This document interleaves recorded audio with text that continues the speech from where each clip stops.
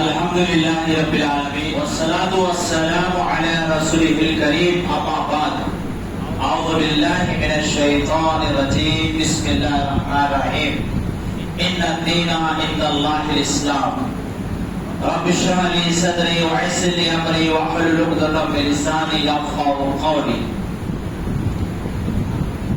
قال رسول الله صلى الله عليه وسلم بلغوا عني ولو آية. ہر قسم کی تعریف حمد و ثنا کبریائی بڑائی تسبیح و تحلیل اس رب العالمین کے لیے لائق و زیبا ہے جس نے ہم سب کو اس دنیا میں پیدا فرمایا. کروڑا کروڑ درود و سلام نازل ہو میرے اور آپ کے پیارے نبی اللہ کے حبیب رحمت للعالمین امام الانبیاء سرور کائنات تاجدار مدینہ حضرت جناب محمد رسول اللہ صلی اللہ علیہ وسلم پر جنہوں نے اپنی ہدایت کے لیے اپنی رہنمائی کے لیے اپنی اصلاح کے لیے اس دنیا میں تشریف لائے تھے. میرے محترم بھائیوں بزرگوں دوستوں مختصر سے اس وقت میں اللہ کی توفیق سے چند باتیں قرآن اور حدیث کے روشنی میں عرض کرنا چاہتا ہوں. اللہ رب العالمین سے دعا ہے کہ اے اللہ کہنے والے کو اور تمام سننے والوں کو اس پر عمل کرنے کی توفیق عطا فرما. آمین یا رب العالمین. میرا نام محمد علی ہے. میں نظام آباد سے آیا ہوں. نظام آباد میں ہمارا ایک دعوت سینٹر ہے. ہم لوگ غیر مسلموں کو اسلام کی دعوت دیتے ہیں اسلام کی طرف بلاتے ہیں.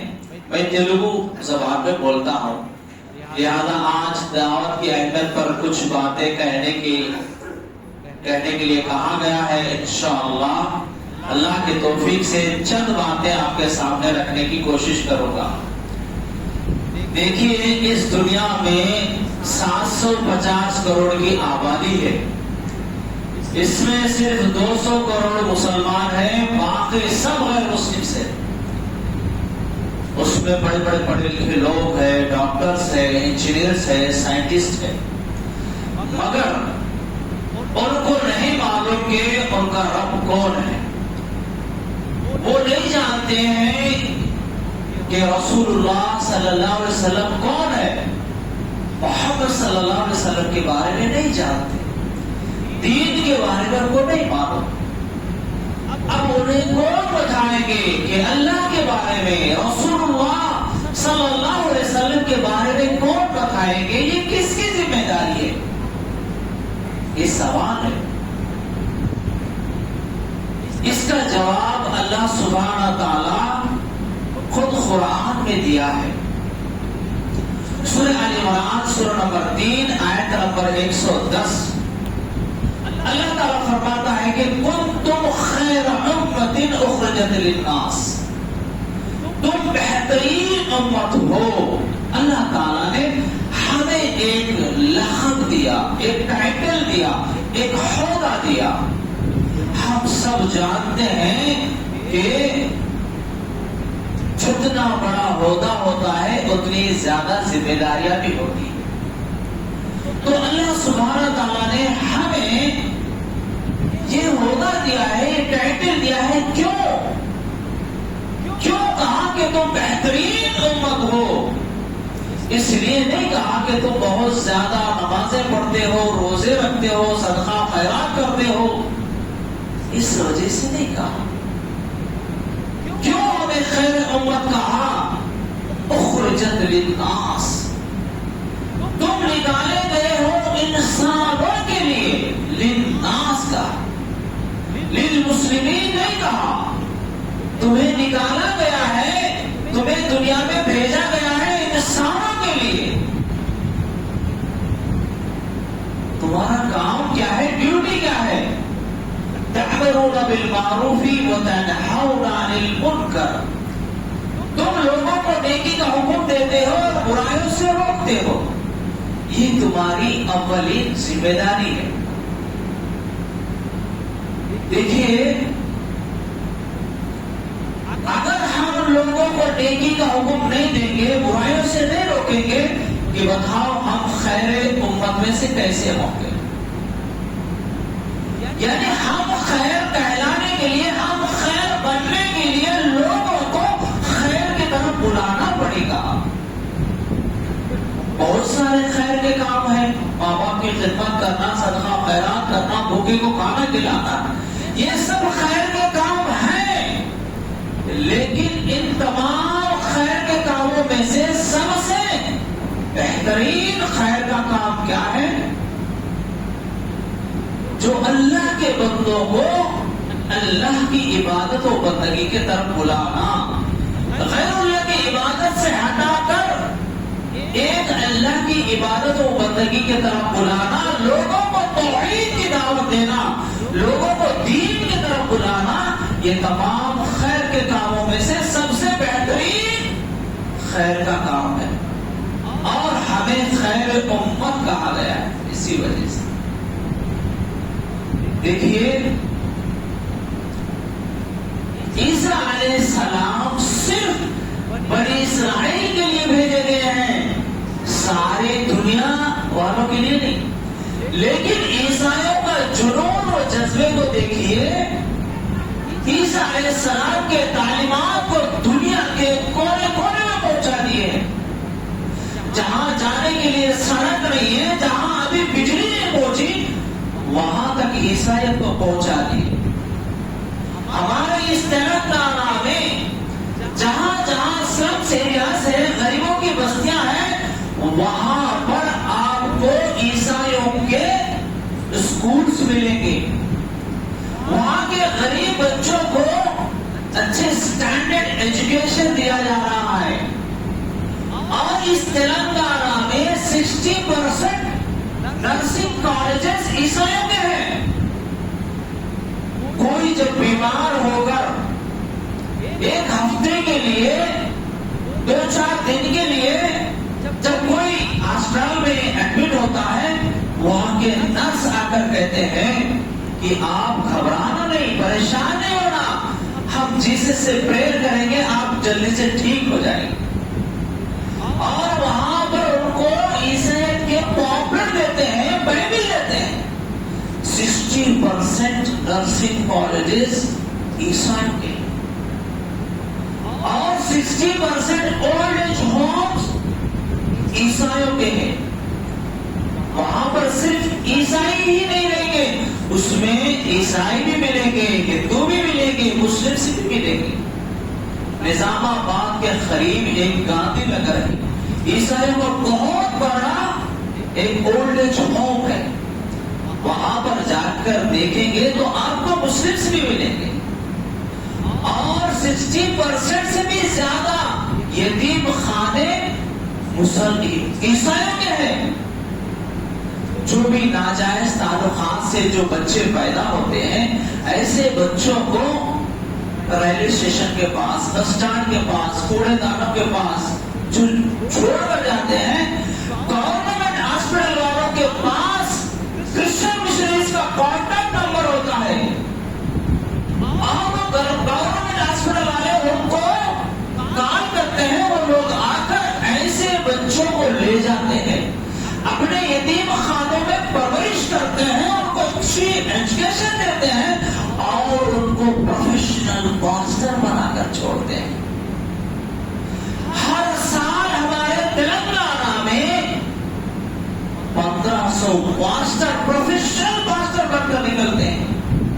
तेलंगाना में 11,000 ladies pastor है, full time ईसाइयत को फैलाने में लगा। इनका मकसद दावा है, इनका मकसद क्रिश्चियनिटी को फैलाना है। हमारा मकसद दावा नहीं है। निजामाबाद के अतराफ मैंने देखा हूं कई लड़कियां जो देहातों में रहते हैं, जो दीन से दूर है, ऐसे मुसलमान घरानों पर ईसाइयां फोकस करते हैं और उनको ईसाइयत में तब्दील करते हैं। मेरे भाइयों, कितना जो सो वो उनके अंदर वो जुनून और जज्बा है। और ईसाई कितनी मेहनत कर रहे हैं। बाइबल में खुले अल्फाजों में लिखा हुआ है, ईसा अलैहिस्सलाम कहते हैं कि लोगों, मैं बनी इसराइल के खोई हुई भेड़ बकरों के पास भेजा गया हूं, सिर्फ बनी इसराइल के लिए। लेकिन मेरे और आपके प्यारे नबी सल्लल्लाहु अलैहि वसल्लम के बारे में अल्लाह सुब्हानहू व तआला ने फरमाया, इन्नी रसूलुल्लाहि इलैकुम जमीआ। ऐ मोहम्मद सल्लल्लाहु अलैहि वसल्लम, आप सारे इंसानों के लिए नबी और रसूल बनाकर भेजे गए हैं।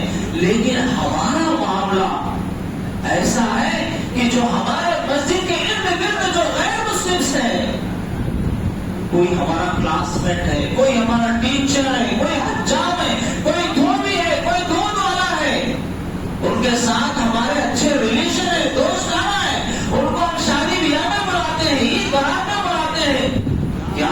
क्या हम कभी उनको अल्लाह के बारे में, क्या कभी हम रसूलुल्लाह सल्लल्लाहु अलैहि वसल्लम के बारे में बताएं?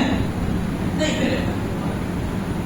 देखिए, इंसानों के साथ सबसे बड़ी खैरखाई, सबसे बड़ी हमदर्दी क्या है? हम खिदमत खल्क करते हैं। कोई जो हॉस्पिटल के अंदर बीमार है, यादों के लिए जाते हैं, फल फ्रूट ले जाते हैं, ये अच्छी बात है। लेकिन इंसानों के साथ सबसे बड़ी खैरखाई, सबसे बड़ी हमदर्दी क्या है? मैं आपको एक मिसाल देकर समझाता हूं। देखिए, हम बाइक से जाते वक्त अगर हमारे बाइक के सामने एक मुर्गी का बच्चा आ जाए तो हम सड़क में ब्रेक लगाते हैं कि नहीं? उसको बचाने की कोशिश करते हैं। कभी कभी ऐसा होता है, उसे बचाने के चक्कर में हम खुद गिर जाते हैं। गुजार दो भाई, मुर्गी का बच्चा ही तो है। मगर ऐसा नहीं करते। इंसानियत की शख्सियत कहती है कि नहीं, इसकी भी जान है, उसको जाया नहीं करना है, उसको बचाने की कोशिश करते हैं। तो बताओ मेरे भाइयों, जो हमारा क्लासमेट है, जो हमारा टीचर है, जो हमारा गैर मुस्लिम है, हमारा दूध वाला, हमारा धोबी, हमारा हज्जाम, क्या इन सब की अहमियत हमारे पास एक मुर्गी के बच्चे की उतनी भी नहीं है क्या? उनको हम हमारे आंखों के सामने देख रहे हैं, कुफर पर मरकर हमेशा हमेशा के लिए जहन्नम में जा रहे हैं। हमें जरा भी एहसास नहीं होता, हमें जरा भी फिक्र नहीं होती, हमें जरा भी तकलीफ महसूस नहीं होती।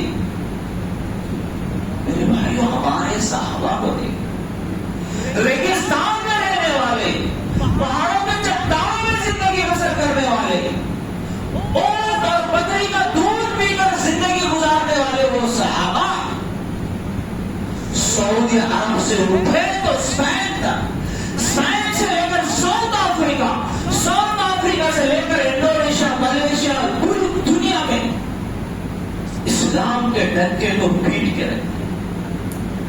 मेरे भाइयों, आप जरा गौर कीजिए, सऊदी अरब से उठे तो स्पेन, साउथ अफ्रीका। क्या उस जमाने में ट्रेन थी? क्या उस जमाने में प्लेन थी? उनका वो जुनून और जज्बे को देखो। मेरे भाइयों, आज मुसलमान ये समझता है कि मैं नमाजी हूं, रोजेदार हूं, सदका खैरात कर रहा हूं, हज उम्रा कर रहा हूं, कामयाब हो गए। लेकिन मेरे भाइयों, कामयाबी के लिए अल्लाह सुब्हानहू व तआला ने 4 शर्त रखा है। जैसे हम दुनियावी एग्जाम्स में पास होने के लिए गवर्नमेंट ने 6 सब्जेक्ट रखी है, अल्लाह सुब्हानहू व तआला ने आखिरत की कामयाबी के लिए सिर्फ 4 सब्जेक्ट रखा है। इन 4 सब्जेक्टों में से 4 सब्जेक्टों में जो पास होगा वो आखिरत में कामयाब होगा, दुनिया में भी कामयाब होगा। अगर इनमें से एक भी छूट जाए तो नाकाम है, नामुराद है। जैसे कोई बच्चा 10th क्लास में 5 सब्जेक्टों में 100 मार्क्स लेके आया, मगर एक सब्जेक्ट को छोड़ दिया, लिखा नहीं, तो ऐसे स्टूडेंट को कोई भी कामयाब नहीं कहते, पास नहीं कहते। अब दुनिया को बताते फिर कि देखो मैं 5 सब्जेक्टों में 100 को 100 मार्क्स आए हैं, मगर उसको पास नहीं कहा जाता। बिल्कुल इसी तरह अल्लाह सुब्हानहू व तआला ने हमें कामयाब होने के लिए 4 सब्जेक्ट रखा है। वो क्या है? अल्लाह ताला जमाने की कसम खाकर कहता है, वल अस्र इन्नल इंसान लफी खुस्र। जमाने की कसम, सारे इंसान खसारे में है, नुकसान में है, घाटे में है, बर्बादी में है। तो कौन खसारे में नहीं है, कौन नुकसान में नहीं है, कौन बर्बादी में नहीं है? अल्लाह ताला बता रहा है इल्लल्लज़ीना आमनू, जो लोग ईमान लाए। अल्हम्दुलिल्लाह, हम ईमान वाले हैं। समझ लो इस सब्जेक्ट में हमको 100 को 100 मार्क्स आ गए। हम ईमान वाले हैं, हमारा रब अल्लाह है, हमारे नबी मोहम्मद रसूलुल्लाह सल्लल्लाहु अलैहि वसल्लम है। हम ईमान वाले हैं। ईमान लाने ना काफी नहीं है, ईमान को जोड़ा है नेक आमाल से। वामिलुस्सालिहात, नेक आमाल करना। अल्हम्दुलिल्लाह हम नेक आमाल भी कर रहे हैं। इस सब्जेक्ट में हमको 100 को 100 मार्क्स आ रहे समझो। लेकिन तीसरे 2 सब्जेक्ट हैं, उससे मुझे और आपको उस पर सोचना पड़ेगा, फिक्र करना पड़ेगा।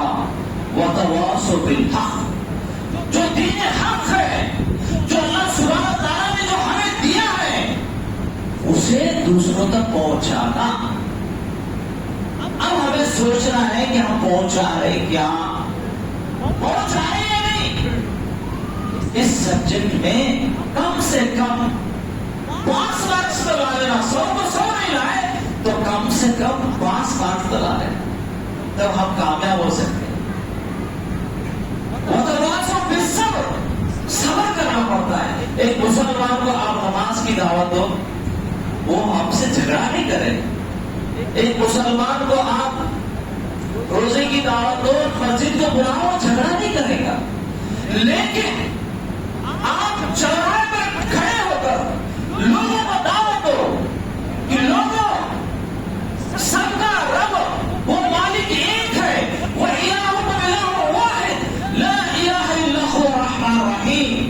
हम सबका रब एक है, वो रहमान है, वो रहीम है। लम यलिद वलम यूलद, वो किसी को जना नहीं, उसको भी कोई औलाद नहीं है। आप ये दावत दो तो सारे लोग आपके खिलाफ हो जाएंगे, आपके दुश्मन बनेंगे, आपसे नफरत करने लगेंगे। तब आपको सब्र करना पड़ता है। ये है हक हमारे पास है। कुरान हुदल लिन्नास है,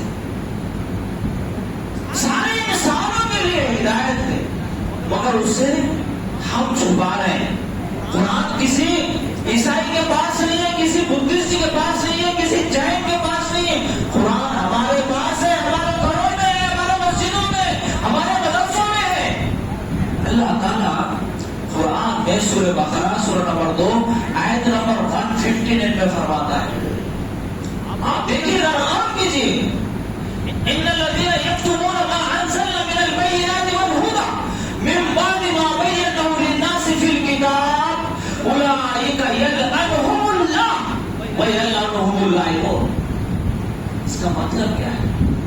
इन्नल्लज़ीना यक्तुमूना मा अंज़लना मिनल बय्यिनाति वल हुदा, बेशक हमने हमारी किताब में इंसानों के लिए जो दलीलें, जो हिदायतें नाज़िल फरमाई है इंसानों के लिए।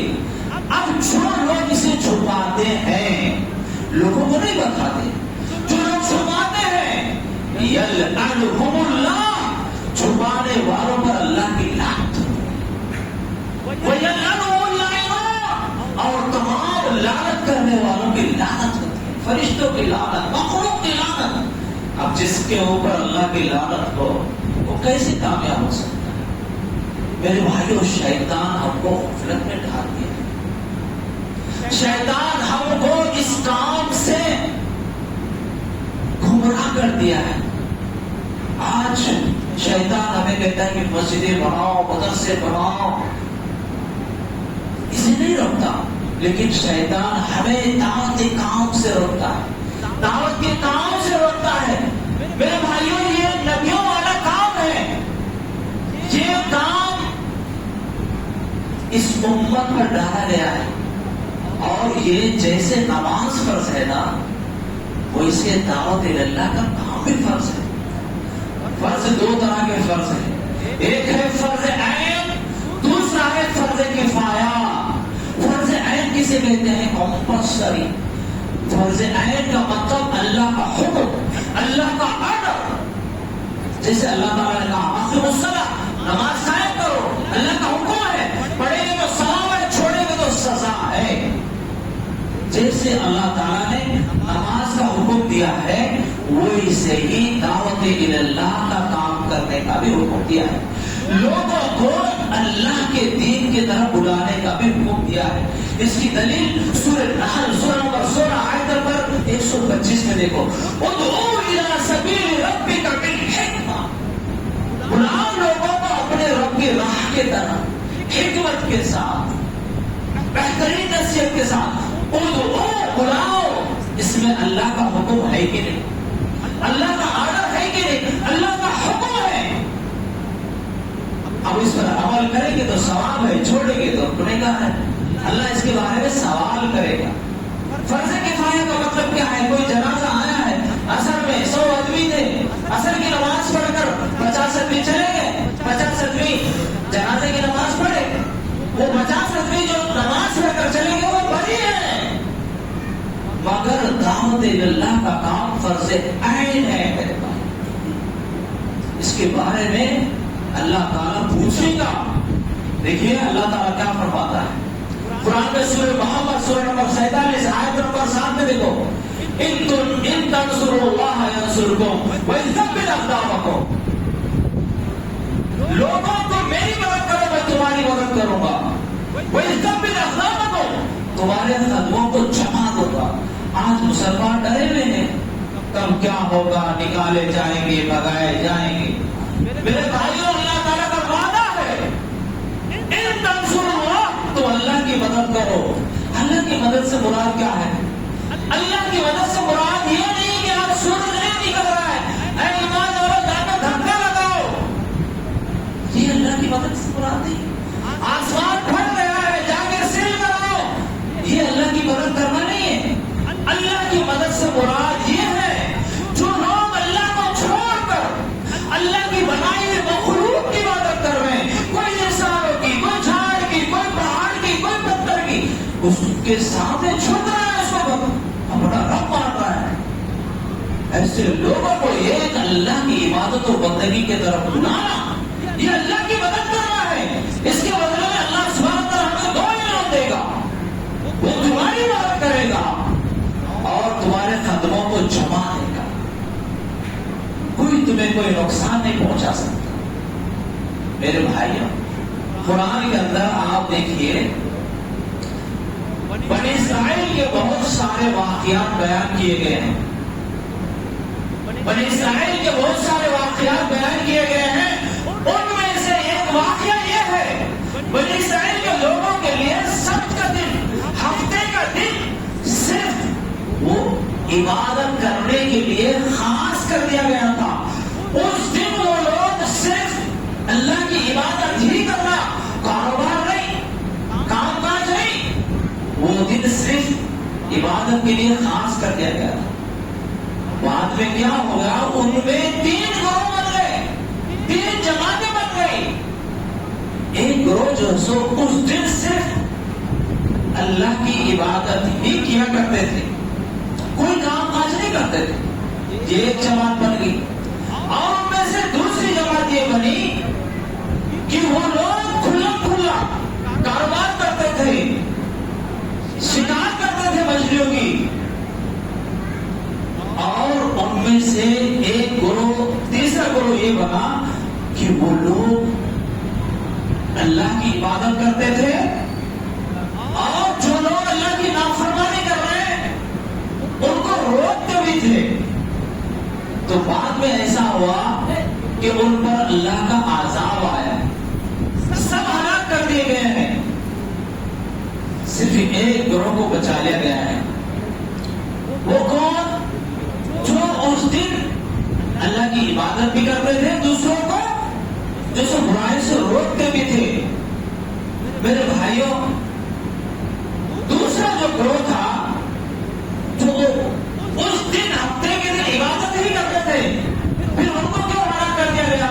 उनके शक्लों को बंदर की शक्ल क्यों बना दी गई? इसलिए कि वो लोग इबादत तो करते थे, जो लोग अल्लाह की नाफरमानी कर रहे थे ना, उनको रोकते रहे।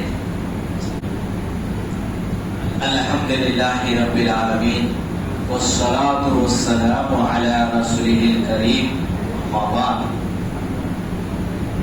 औज़ु बिल्लाहि मिनश शैतानिर रजीम, बिस्मिल्लाहिर रहमानिर रहीम। शहरु रमज़ानल्लज़ी उन्ज़िला फ़ीहिल क़ुरआन हुदल लिन्नासि व बय्यिनातिन मिनल हुदा वल फ़ुरक़ान।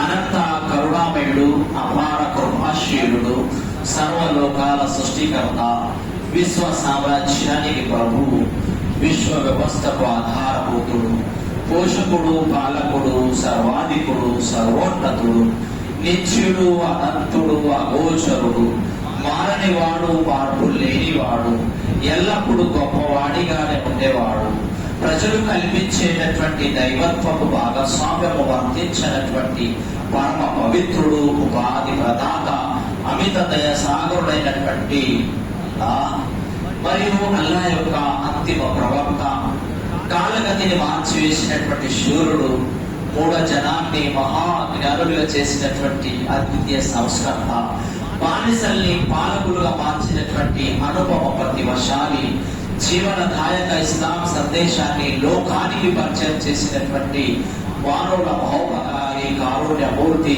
హృదయాల విజేత అయినటువంటి ప్రవక్త ముహమ్మద్ సల్లల్లాహు అలైహి వసల్లం గారికి అల్లాహ్ యొక్క కారుణ్యం, శాంతి, శుభాలు వర్షించుగాక. అల్హమ్దులిల్లాహ్, ఈరోజు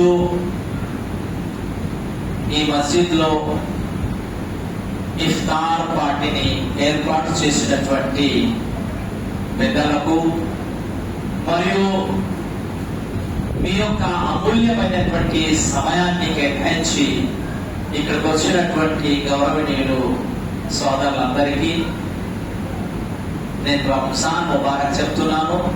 మీ అందరికీ నా హృదయపూర్వకంగా కృతజ్ఞతలు తెలియజేస్తున్నాను. ఈరోజు నేను కొన్ని విషయాలు మీ ముందు ఉంచదలిచాను. మీరందరూ జాగ్రత్తగా వింటారని నేను ఆశిస్తున్నాను.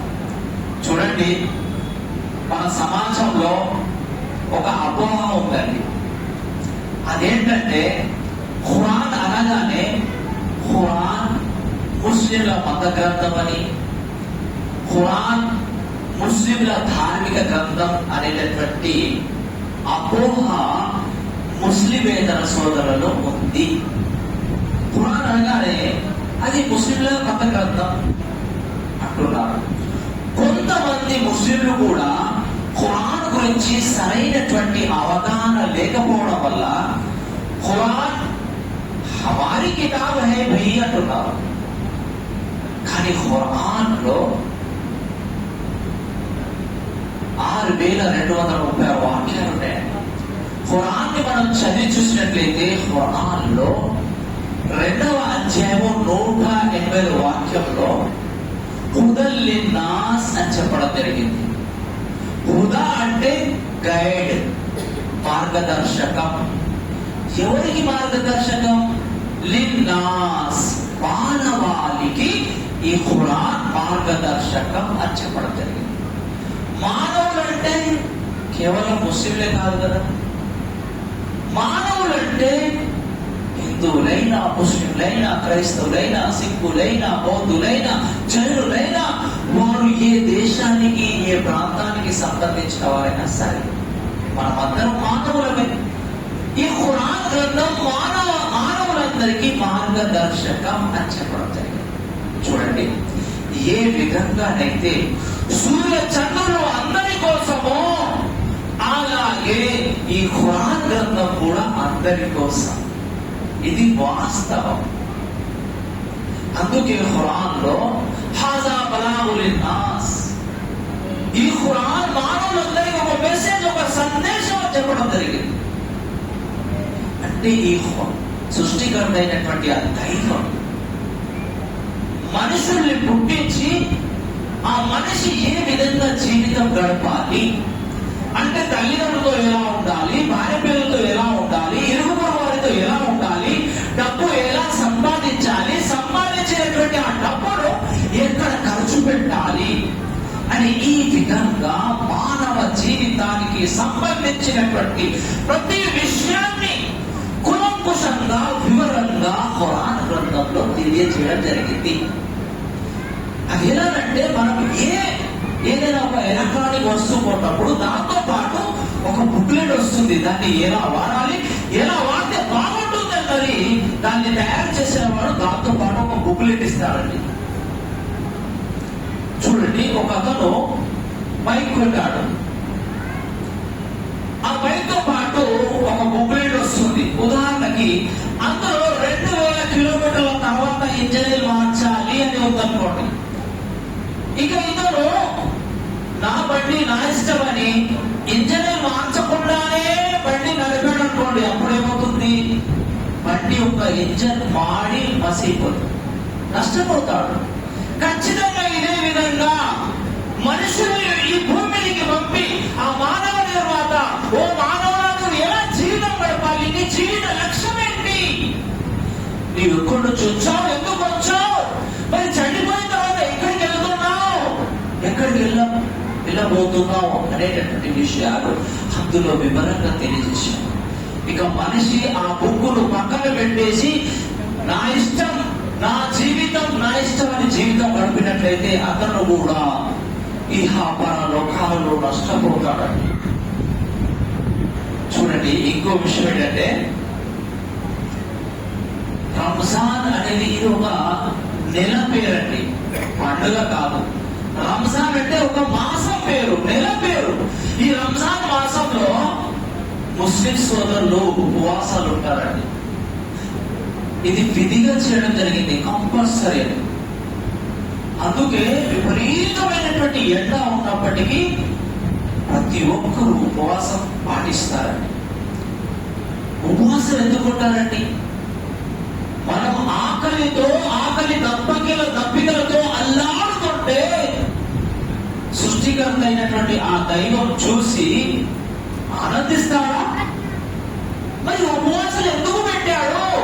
ఈ ఉపవాసాల యొక్క ముఖ్య ఉద్దేశం ఏంటి? రియల్ కాన్సెప్ట్ ఏంటి అంటే ఖురాన్ లో 2వ అధ్యాయము 183వ వాక్యంలో యా అయ్యుల్లదీన ఆమనూ కుతిబ అలైకుముస్ సియాము కమా కుతిబ అలల్లదీన మిన్ ఖబ్లికుం లఅల్లకుం తత్తఖూన్. ఇది అరబీ భాష.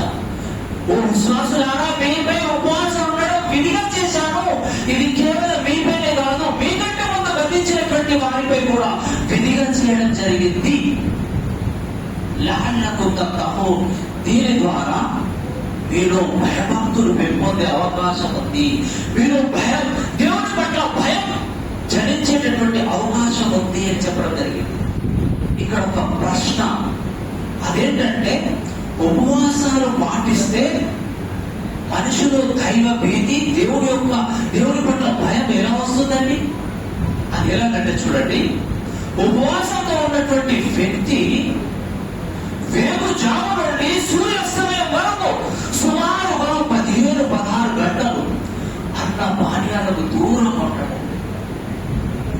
ఇంట్లో ఒంటరిగా ఉన్నాడు, చూసే వాళ్ళు ఎవరు లేరు, ఫ్రిడ్జ్ లో చల్లటి నీళ్లు ఉన్నాయి, బయట విపరీతంగా ఎండ ఉంది, దాహం వేస్తుంది. ఒక గ్లాస్ నీళ్లు తీసుకొని గమ్మున తాగేసినా ఎవరికి తెలియదు. అయినా కానీ అలా చెయ్యడు.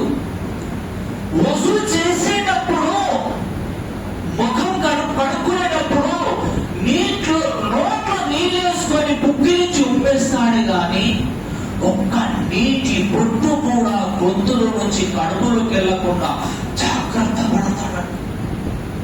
ఎందుకండి? ఎందుకో తెలుసా? ఒక గుప్పడి నీళ్లు పుట్టుకున్న మింగేసినా తక్కువ వాడికి కూడా తెలియదు, అయినా కానీ అలా చేయడు. ఎందుకో తెలుసా? ఎందుకంటే నన్ను పుట్టించిన వాడు కూడా ఉన్నాడు, ఆయన సరస్సును చూస్తున్నాడు, నేను చేసేదంతా రికార్డ్ అవుతుంది. ఒక రోజు ఆయన నాకు నాకు లెక్క తీసుకుంటాడు అనేటటువంటి ఈ భయం, ఈ భావన అతనిలో వస్తుందని. ఈ భయమే అతని ఇంట్లో ఉన్నటువంటి ధర్మ సంబంధమైనటువంటి ఆ అన్న పానీయాలకు పొద్దున్న నుంచి సాయంత్రం వరకు దూరంగా ఉంచుతారు. ఈ విధంగా ఒక నెల ఉపవాసాన్ని పాటిస్తారు. అంటే ఇది ట్రైనింగ్ మాసం అన్నారు. సృష్టికరమైనటువంటి ఆ దైవం అల్లా కోరుకునేది ఇదే. ఓ నా దాసుడా, మీరు ఎలాగైతే రంజాన్ మాసంలో నీ ఇంట్లో ఉన్నటువంటి ధర్మ సంబంధమైనటువంటి అన్న పానీయాలకు ఏ విధంగా అయితే నువ్వు మొత్తంగా దూరంగా ఉన్నావు, అలాగే ఈ రంజాన్ తర్వాత మిగతా 11 నెలలు నీవు అన్ని రకాల పాపాలకు, చెడు కార్యాలకు, అవినీతి అక్రమాలకు నువ్వు దూరంగా ఉండాలి. నేను చూస్తున్నాను అనేటటువంటి భావన నీలో రావాలి. నీవు నలుగురిలో ఉన్నా, ఒంటరిగా ఉన్నా, వెలుగులో ఉన్నా, చీకట్లో ఉన్నా, పాలపురిగా ఉన్నా, పాలతురిగా ఉన్నా, యజమానిగా ఉన్నా, సేవకుడిగా ఉన్నా, నీవు ఎప్పుడు ఎక్కడ ఏ స్థితిలో ఉన్నా నన్ను పుట్టించిన వాడు కూడా ఉన్నాడు. ఆయన సమస్యను చూస్తున్నాడు. నేను చేసేదంతా రికార్డ్ అవుతుంది. ఒక రోజు ఆయన నాకు లెక్క తీసుకుంటాడు అనేటటువంటి ఈ భావన, ఈ కాన్సెప్ట్ నీలో రావాలి. నీలో ఒక విప్లవాత్మకమైనటువంటి మార్పు రావాలి. నీ ఒక మంచి మనిషిగా, మహానీయుడుగా మారాలి అన్నదే ఈ ఉపవాసం యొక్క రియల్ కాన్సెప్ట్ అండి. అంటే తల్లిదండ్రుల్ని వేధించేటటువంటి వ్యక్తి ఉపవాసాన్ని పాటిస్తే తల్లిదండ్రుల్ని సేవ చేసేవాడిగా మారిపోవాలి. ప్రజల్ని పీడించేటటువంటి వ్యక్తి ఉపవాసాన్ని పాటిస్తే ప్రజల్ని ప్రేమించేవాడిగా మారిపోవాలి. అవినీతి అక్రమాల్లో కూరుకుపోయినటువంటి వ్యక్తి ఉపవాసాన్ని పాటిస్తే ఒక నిజాయితీపరుడిగా మారిపోవాలి. ఓ మానవా, నీలో విప్లవాత్మకమైనటువంటి ఒక మార్పు రావాలి అన్నదే ఈ ఉపవాసం యొక్క ముఖ్య ఉద్దేశం. చిన్న పిల్లలు, వృద్ధులు, స్త్రీలు ఉపవాసాన్ని అంటారండి. విపరీతమైనటువంటి ఎండ ఉంటుంది. ఆకలితో అలవటిస్తుంటే, ఆకలితో తల్లడిల్లుతుంటే ఆయన చూసి సంతోషించడండి. ఉపవాసం యొక్క రియల్ కాన్సెప్ట్ ఇది. నువ్వు వేపు జాగా నుంచి సూర్యాస్తమయం వరకు నీ దగ్గర ఉన్నటువంటి అన్న పానీయాలకు ఏ విధంగా అయితే దూరంగా ఉన్నావో, ఈ రంజాన్ తర్వాత మిగతా 11 నెలల్లో అన్ని రకాల పాపాలకు, చెడు కార్యాలకు, అవినీతి అక్రమాలకు నువ్వు దూరంగా ఉండాలి. నువ్వు ఒక మంచి మనిషిగా మారాలి. నీలో ఒక విప్లవాత్మకమైనటువంటి మార్పు రావాలి అన్నదే ఈ ఉపవాసం యొక్క ముఖ్య ఉద్దేశం. ఇక ఒక వ్యక్తి ఉపవాసాన్ని పాటించిన తర్వాత కూడా అతనిలో ఇలాంటి మార్పు రాలేదనుకోండి, దీని గురించి ప్రవక్త ముహమ్మద్ సల్లల్లాహు అలైహి వసల్లం గారు ఏమన్నారంటే, చాలా మంది ఉపవాసాన్ని పాటిస్తారు కానీ వారికి ఆకలి, దప్పికలు తప్ప మరి ఏమీ లభించదట. ఉపవాసాలు పాటించిన తర్వాత కూడా అతనిలో మార్పు రాలేదు. అతను ఒక మంచి మనిషిగా మారలేదు. ఉపవాసాలు ఉండడం దండగ. చూడండి, దైవ భీతి అనేది దేవుడు నన్ను చూస్తున్నాడు, నేను చేసేదంతా రికార్డ్ అవుతుంది, ఒక రోజు ఆయన నాకు లెక్క తీసుకుంటాడు అనేటటువంటి భయమే మనిషిని ఒక మంచి మనిషిగా, మహానీయుడిగా మారుస్తుంటాడు. చూడండి, ప్రవక్త ముహమ్మద్ సల్లల్లాహు అలైహి వసల్లం గారి కాలంలో, అంటే నేటికి 1400 సంవత్సరాలకు పూర్వం అరబు ప్రజలు ఎంత అజ్ఞానపు అంధకారంలో జీవితం గడిపేవారంటే మీరు వింటే ఆశ్చర్యపోతారండి. అక్కడ ఆడపిల్ల పుడితే అవమానంగా భావించి ఆడపిల్లల్ని సజీవంగా సమాధి చేసేవారు, సజీవంగా పాతి పెట్టేవారు. ఒకరి ఒంటే దారి తప్పిపోయి వేరొకరి మేత భూమిలో మేత వేసిన కారణంగా యుద్ధాలు చేసుకునేవారండి. వారి మధ్య యుద్ధాలు జరిగేవి. ఎంతో మంది ఆ యుద్ధాలు చనిపోయేవారు. మరియు అక్కడ త్రాగుడు, జూదము, వ్యభిచారము, దోపిడీ, దొంగతనాలు ఇవన్నీ సామాన్యంగా ఉన్నారు. ఎవరు కూడా ఈ తప్పుల్ని, ఈ పాపాల్ని తప్పుగా భావించేవారు కాదు. ఇలాంటి తరుణంలో ప్రవక్త ముహమ్మద్ సల్లల్లాహు అలైహి వసల్లం కేవలం 23 సంవత్సరాల్లోనే, షార్ట్ టైంలో, అనతి కాలంలోనే అశాంతితో అలమటిస్తున్నటువంటి అరబ్ ప్రజలకు ఆత్మ నిగ్రహాన్ని ప్రతిపాదించారు. వారికి మంచి మనుషులుగా, మహానీయులుగా తీర్చిదిద్దారు. మరియు అశాంతితో అలమటిస్తున్నటువంటి మక్కా నగరానికి శాంతి నగరంగా మార్చేయడం జరిగింది. నేటికి కూడా దారుల్ అమన్ అంటారండి అరబీ భాష. శాంతి నగరంగా మార్చేయడం జరిగింది. ఇది ఎలా సాధ్యమైంది అంటే, ఎప్పుడైతే మనిషిలో ఈ దైవ భీతి వస్తుందో, పాప భీతి వస్తుందో, ఆయన చూస్తున్నాడు, ఒక రోజు నా జీవితం యొక్క లెక్క తీసుకుంటాడు అనేటటువంటి భయం ఎప్పుడైతే వస్తుందో మనిషిలో మార్పు వస్తుంది. చూడండి, ఒక డాక్టర్తో పాటు ప్రజలకు సేవ చేసేవాడు అవుతాడు ఎప్పుడు అతను దైవ భీతి ఉంది. ఒక ఇంజనీర్తో పాటు ప్రజలకు సేవ చేసేవాడు అవుతాడు, తల్లిదండ్రులకు సేవ చేసేవాడు అవుతాడు.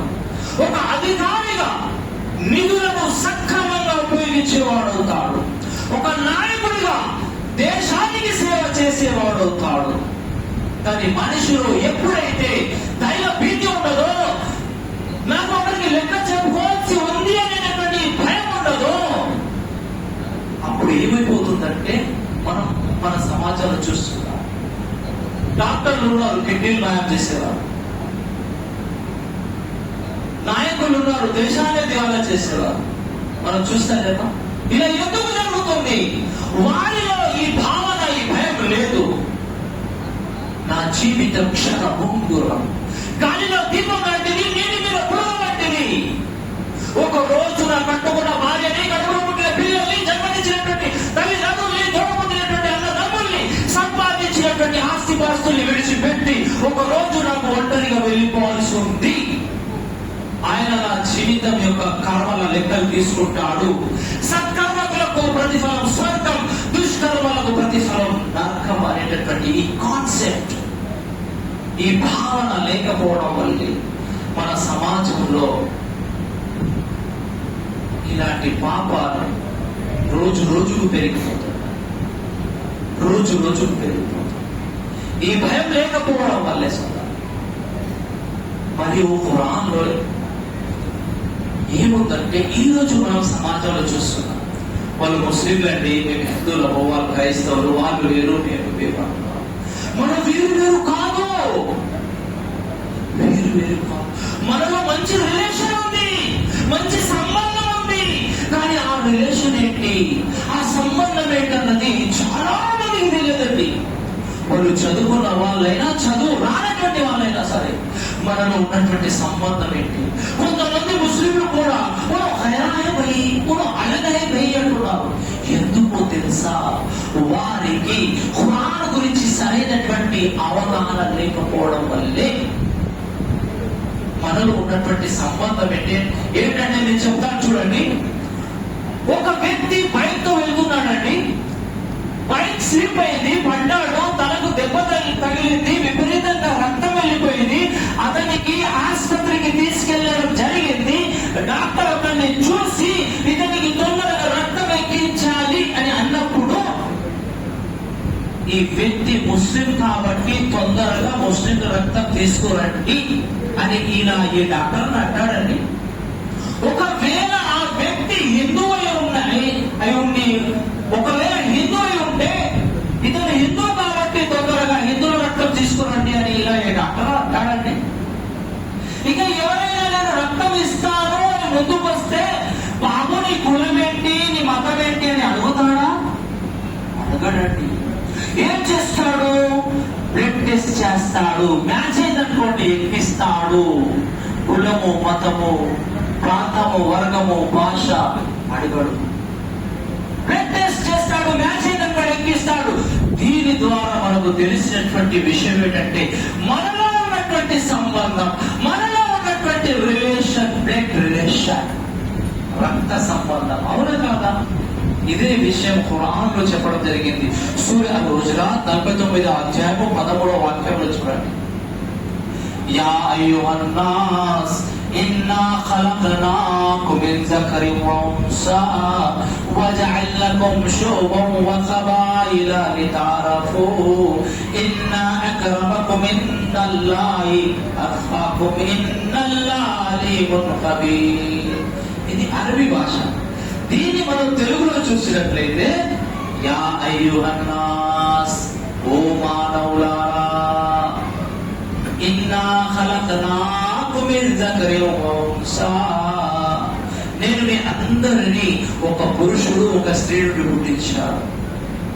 మీరందరూ ఒకే జంట సంతానం, మీరందరూ అన్నదమ్ములు, పరస్పర సోదరులు, మీరు వేరు వేరు కాదుగా. ఇన్నా అక్రమకుమ్ ఇన్నల్లాహి అత్ఖాకుం ఇన్నల్లాహ అలీమున్ ఖబీర్. మరి మీరు అందరికంటే గొప్పవాడు దైవ దృష్టిలో ఎవరంటే ఆయనకు భయపడుతూ ఆయన ఆజ్ఞల ప్రకారంగా జీవితం గడిపేవాడే గొప్పవాడు అని చెప్పడం. చూడండి, మనమందరం ఒకే జంట సంతానం, పరస్పర సోదరులము. అట్లా తప్పుడా? ఎప్పుడైతే ఈ భావన, ఈ కాన్సెప్ట్ మనలో వస్తుందో, వాళ్ళు వేరు మేము వేరు అనేటటువంటి ఈ అపోహ దూరం అవుతుంది. అప్పుడు మనమందరం ఒకటవుతాం, ఏకతాటిపైకి వస్తాం. అప్పుడు మన సమాజంలో శాంతియుతమైనటువంటి వాతావరణం ఏర్పడుతుందండి. ఈ ఖురాన్లో చెప్పడం జరిగింది, మనమందరం ఒకే జంట సంతానం. అందుకే నడి నెత్తి నుండి అరికాలి వరకు మన అందరి శరీర నిర్మాణం ఒకే విధంగా ఉందండి. మనము హాస్పిటల్కి వెళ్ళి చూసినట్లయితే అక్కడ పసిపిల్లలు ఉంటారు. ఆ పసిపిల్లల్ని చూసి ఈ బాబు హిందువు, ఈ బాబు ముస్లిము, ఈ బాబు క్రైస్తవుని మనం చెప్పలేము. హిందూ అని ముద్ర ఉండదు, ముస్లిం అని స్టాంప్ ఉండదు, గుర్తుపట్టలేము. మనమందరము మనుషులము, మానవులము. మనది మానవ జాతి, వేరు వేరు కాదు. ఇంకో విషయం ఏంటంటే, మనం అన్ని విషయాల్లో కలిసిమెలిసి ఉన్నామండి. కానీ దేవుడి విషయానికి వచ్చేసరికి వాళ్ళ దేవుడు వేరండి, మా దేవుడు వేరండి. ఇంకా భగవాన్ అలాగే, మన భగవాన్ అలాగే. ఎందుకంటే ఇక్కడ మస్జిద్లో ఎక్కువ శాతం ఉర్దూలు చెప్తారు కదా, ఉర్దూలు చెప్తారు, అరబీలో చెప్తారు. ముస్లిం సోదరులకు అది ఉర్దూ అర్థం కాదు, అరబీ అర్థం కాదు. ఏమంటుంటారంటే ఏదో ముస్లింలు వాళ్ళ అల్లా గురించి చెప్పుకుంటున్నారండి, వాళ్ళ గోల వాళ్ళకు, మన గోల మనకు, వాళ్ళు వేరు మేము వేరు అనేటటువంటి భావన వచ్చేస్తుంది. కానీ మనం వేరు వేరు కాదు.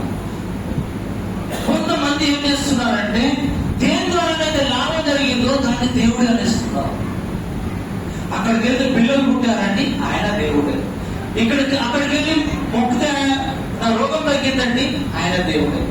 అక్కడికి వెళ్ళి మొక్కితేనే నా వ్యాపారం బాగా నడుస్తుందండి అని ఇలా చెప్పి ఆయన కూడా దేవుడే చెప్పి లెక్కలేనని దేవుడని కల్పించుకున్నాను. కానీ మన అంతరాత్మ చెప్పేటటువంటి విషయం ఏంటంటే, ఆ అంతరాత్మ ఎప్పుడు కూడా అబద్ధం చెప్పదండి.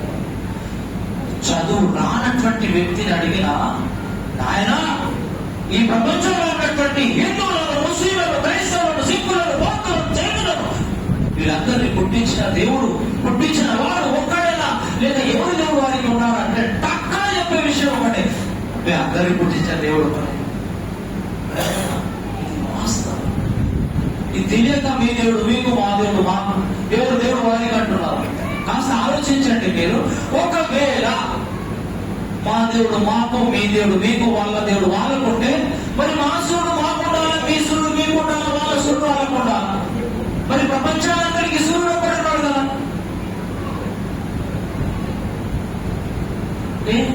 ఈ నింగి, నేల, నిప్పు, నీరు, వాయువు, ఈ పంచభూతాన్ని మనమందరం సమానంగా వినియోగించుకుంటున్నాం కదా.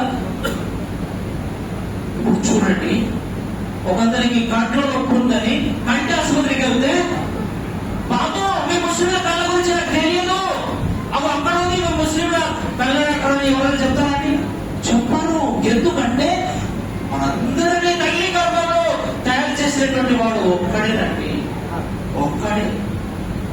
పిల్లవారి ఖుల్ హువల్లాహు అహద్ అల్లాహు సమద్ లం యలిద్ వలం యూలద్ వలం యకుల్ లహు కుఫువన్ అహద్. వేదాల్లో కూడా ఉందండి, ఏకం సత్ విప్రాబహుదా వదంతి. దేవుడు ఒక్కడే, సత్యం ఒక్కడే, కానీ ప్రజలు విభిన్న పేర్లను పిలుస్తారు.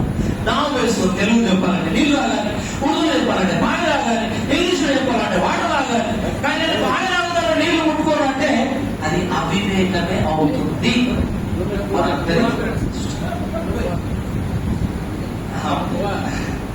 సమయం అయిపోయిందండి. దువా చేసుకోవాలి.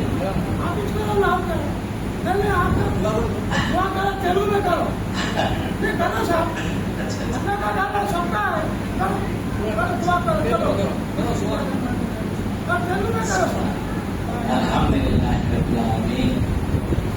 అల్లాహుమ్మ సల్లి అలా ముహమ్మద్ వ అలా కమా సల్లైత అలా ఇబ్రాహీమ వ అలా ఇబ్రాహీమ. అల్లాహుమ్మ బారిక్ అలా ముహమ్మద్ వ అలా కమా బారక్త అలా ఇబ్రాహీమ వ అలా ఇబ్రాహీమ. వల్ల ఈ మాసంలో ఎవరైతే ఉపవాసాన్ని పాటిస్తున్నారో వాళ్ళ యొక్క ఉపవాసాన్ని స్వీకరించు, వారికి మంచి పుణ్యాన్ని ప్రసాదించు. ఓ దేవా, ఎవరైతే కష్టాల్లో ఇబ్బందుల్లో సమస్యల్లో ఉన్నారో వారి యొక్క సమస్యల్ని మనం దూరం చేయి.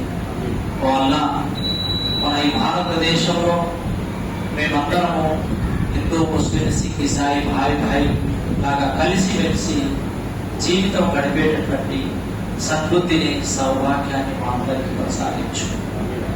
వల్ల మేము ఒకరికొకరు సహాయం చేసుకుంటూ అన్నదమ్ముల వలె కలిసి మెలిసి కలిసి కట్టుగా జీవితం గడిపేటటువంటి సద్బుద్ధిని సౌభాగ్యాన్ని ప్రసాదించు.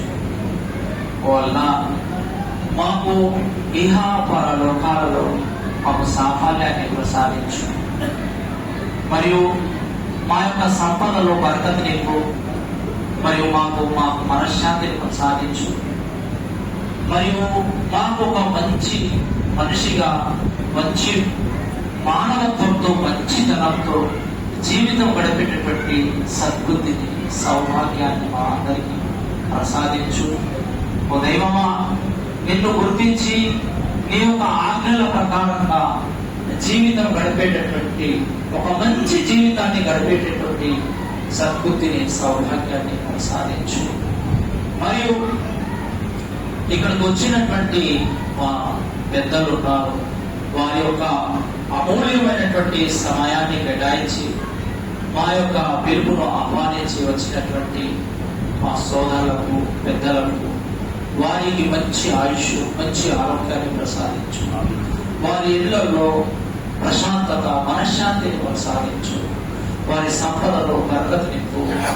దేవమా, నీ యొక్క ఆజ్ఞల ప్రకారంగా మంచి మనిషిగా మానవత్వంతో జీవితం గడిపేటటువంటి సద్బుద్ధిని సౌభాగ్యాన్ని మా అందరికీ ప్రసాదించు. ఆమేన్. ఆమేన్. మీ అందరితో కోరేది ఏంటంటే అందరూ ఫోన్ చేసి వెళ్ళాలని నేను కోరుకుంటున్నాను. జారీ టైం వెళ్తుంది, స్టార్ట్ చేసి వెళ్ళండి.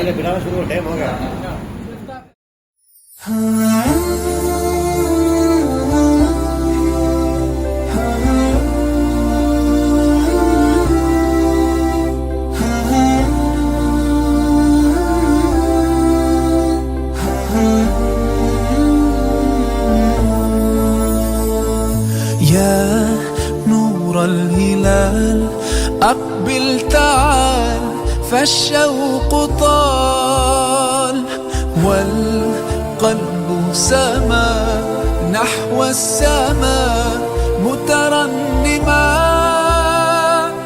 لا تنقضي أنت للروح دواء